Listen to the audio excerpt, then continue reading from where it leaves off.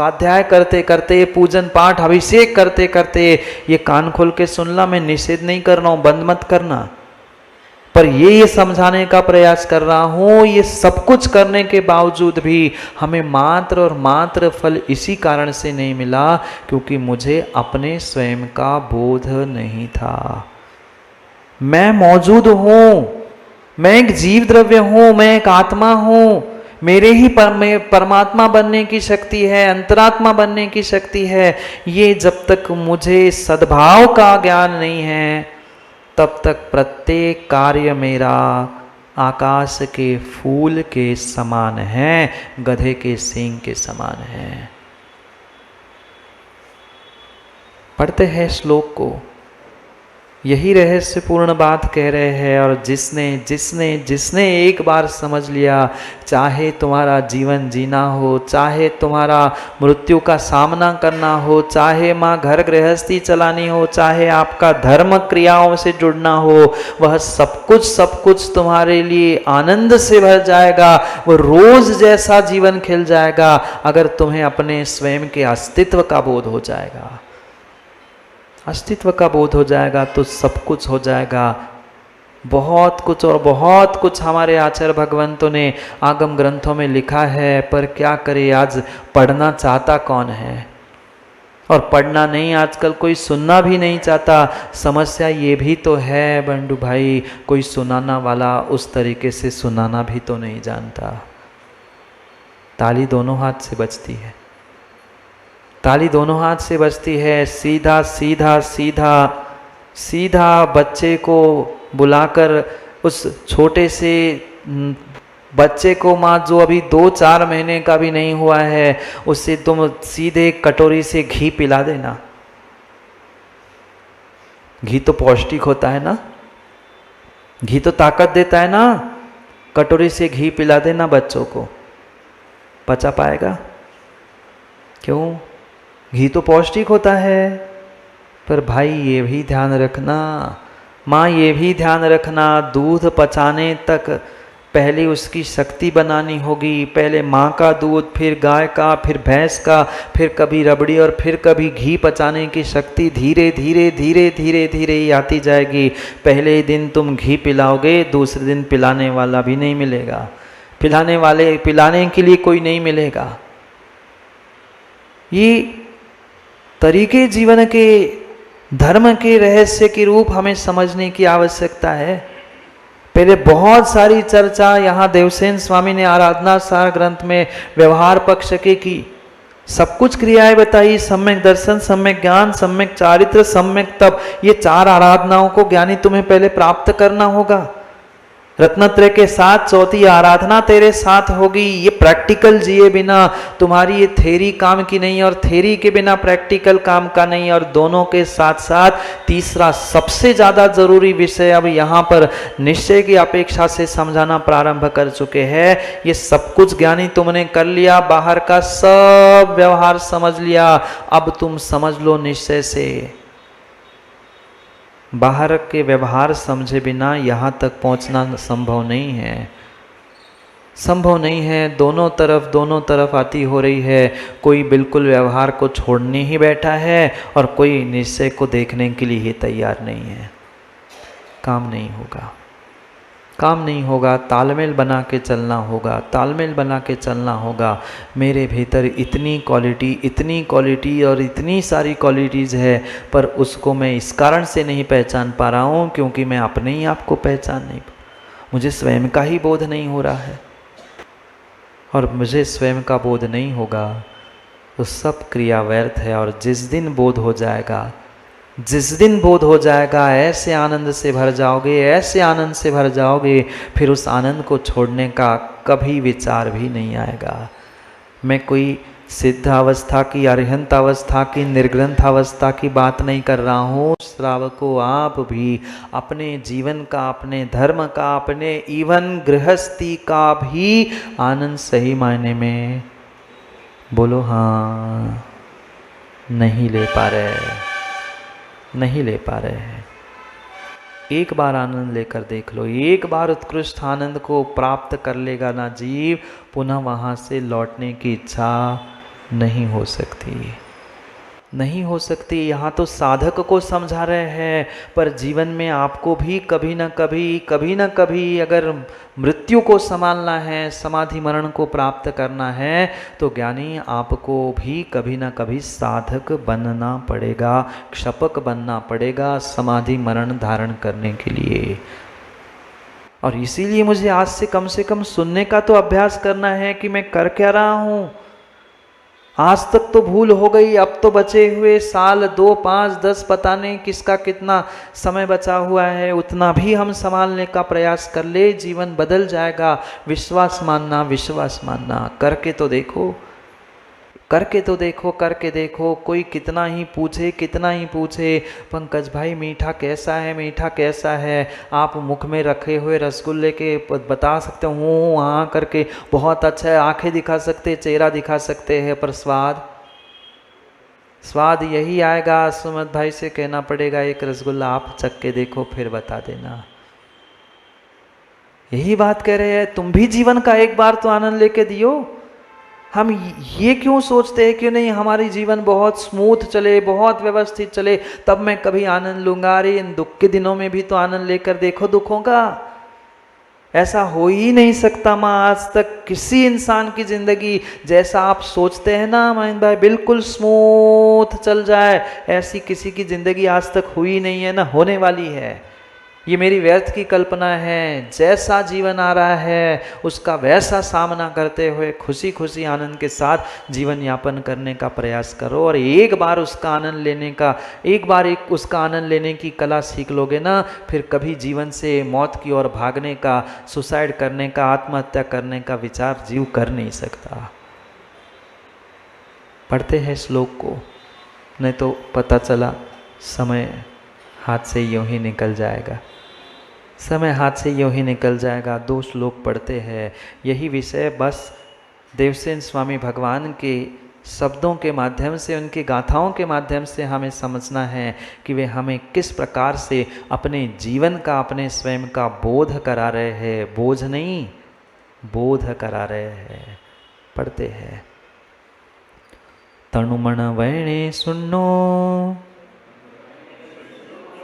नय सुनो अप शुद्ध सभावे,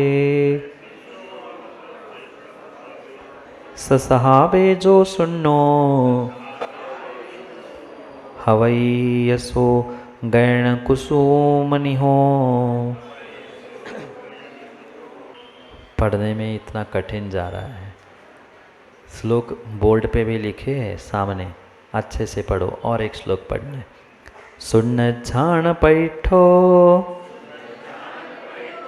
जोई सहाव सुख संपन्नो, परमानंदे थको भरियावत्थो फुडम हवई।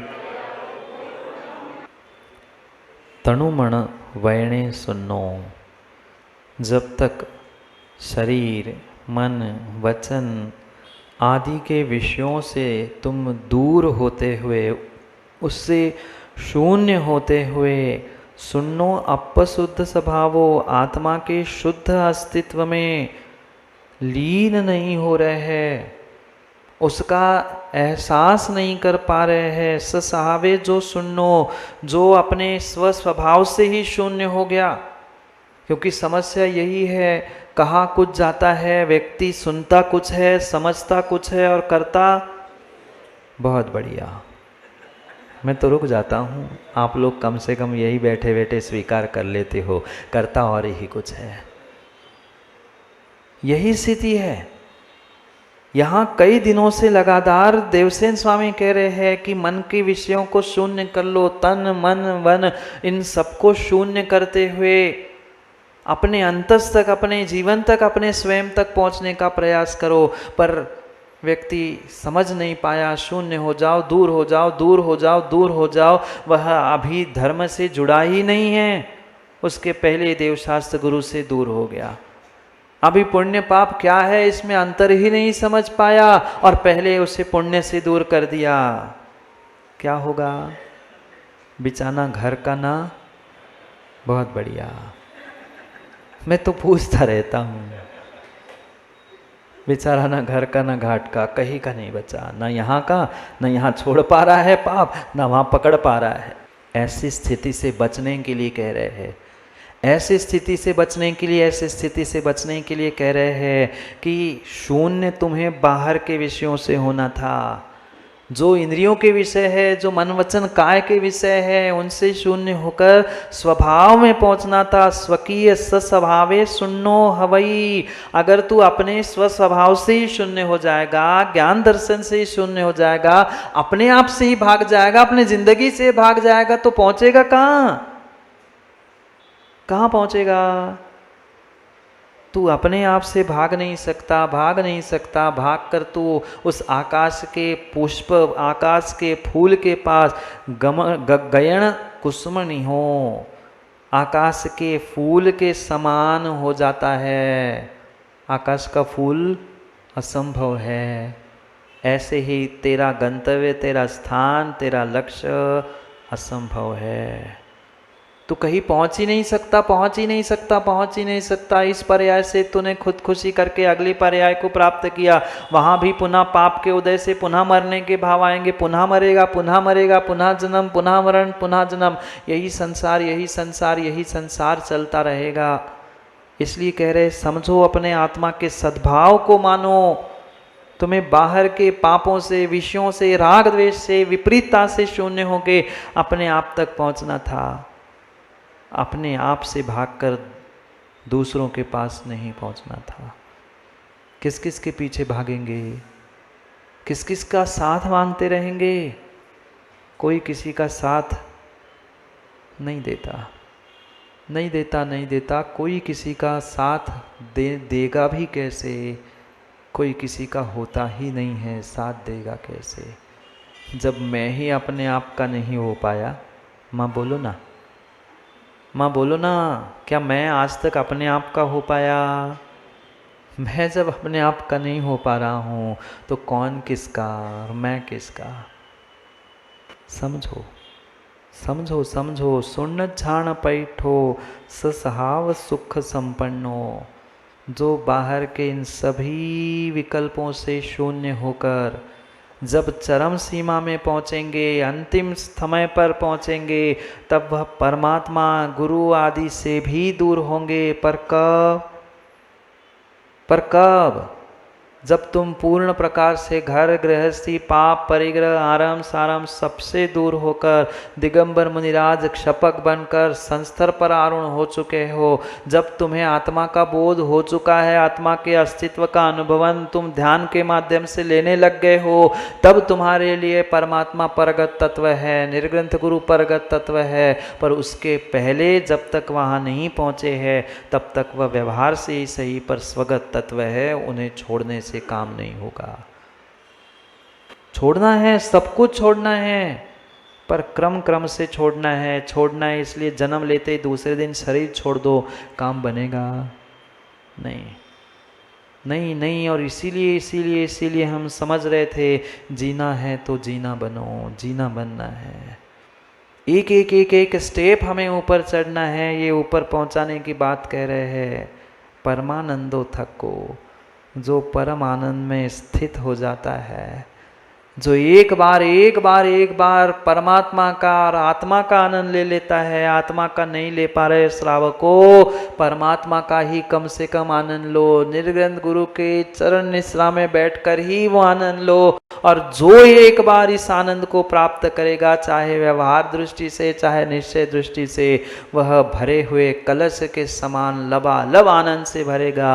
कभी वहां से च्युत हो नहीं सकता, कभी च्युत नहीं हो सकता। भरितावत्थो फुडम हवई।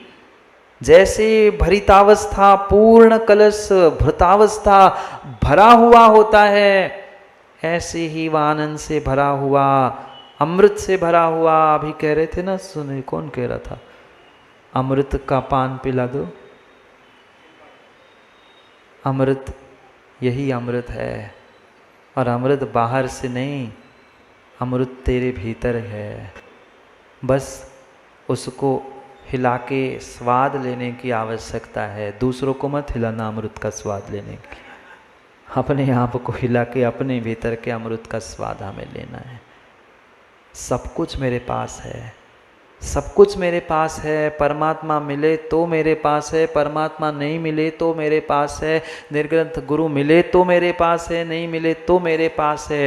ये संकल्प विकल्प से दूर होने के लिए कहा है, पर मिलने पर भाग मत जाना माँ, नहीं तो मेरे पास है ही महाराज जी परमात्मा और निर्ग्रंथ गुरु, तो मुझे दूसरे की क्या ज़रूरत। हाँ, दोनों बातें कहना बहुत आवश्यक है, नहीं तो पंचम काल है, बात का बतंगड़ बनाने में समय नहीं लगता आजकल।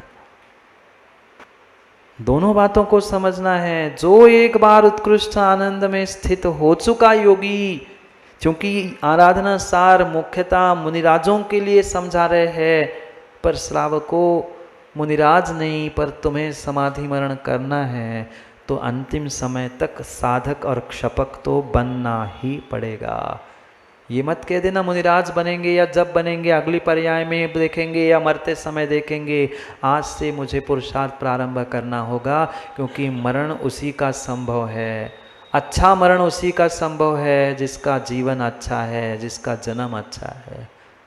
नहीं तो फिर अस्पताल में कराते कराते इधर नली उधर मांस, उधर सर में कुछ पैरों में कुछ, ऐसी सड़ी मृत्यु कौन कौन चाहता है। ऐसी सड़ी हुई अस्पताल में मृत्यु कौन कौन चाहता है। कोई नहीं चाहता। तो विचार कर लो, आज से अभी से अपने आप को बदलने का पुरुषार्थ करो, क्योंकि पुनः समय मिले जरूरी नहीं है। पुनः समय मिले जरूरी नहीं है। वह आत्मानंद रूपी सुधा में वह डुबकियाँ लगाता है। जाओ, आपका भी डुबकी लगाने का समय हो गया।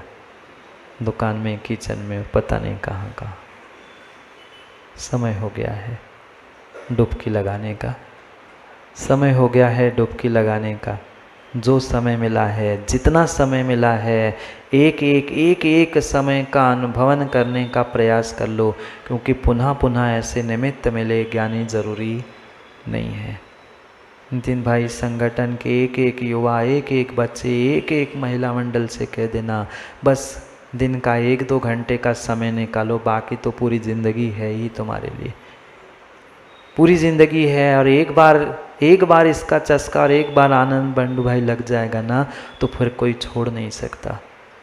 एक बार बस जोड़ने का प्रयास करो। समय हो गया, करते हैं पुनः समय पर समय की बात, क्योंकि समय पे किया गया काम समय को दिलाता है। बोली भगवान महावीर स्वामी की।